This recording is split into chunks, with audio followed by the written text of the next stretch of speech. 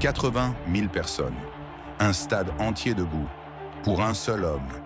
Kylian Mbappé venait de réaliser son rêve d'enfant, porter le maillot du Real Madrid.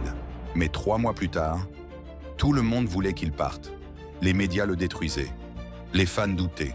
Même lui ne se reconnaissait plus. Et pourtant, ce qui allait suivre, personne ne l'avait vu venir.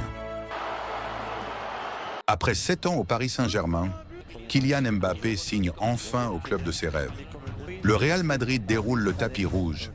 80 000 personnes au Santiago Bernabéu. Un accueil de légende. Comme s'il avait déjà tout gagné pour eux. Champion du monde à 19 ans. Des trophées plein les bras. L'un des meilleurs joueurs de la planète. Sur le papier, c'était le début d'une histoire parfaite. Mais le football n'en fait qu'à sa tête. La saison 2024 à 2025 commence.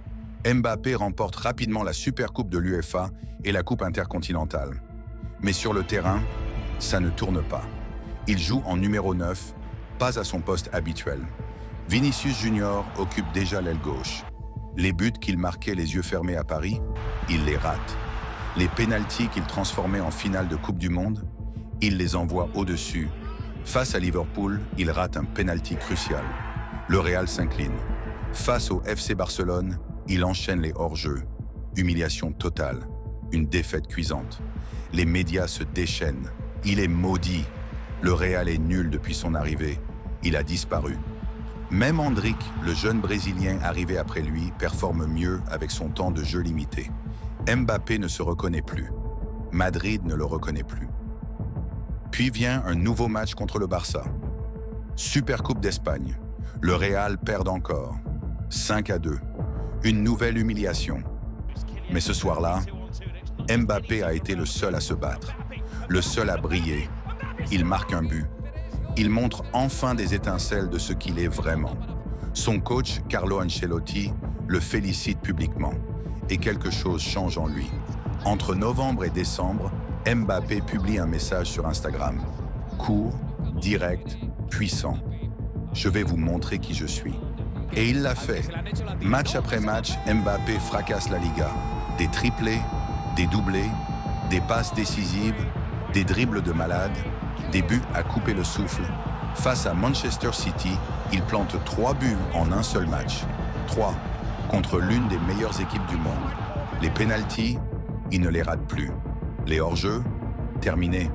Il redevient ce qu'il a toujours été, un tueur devant le but.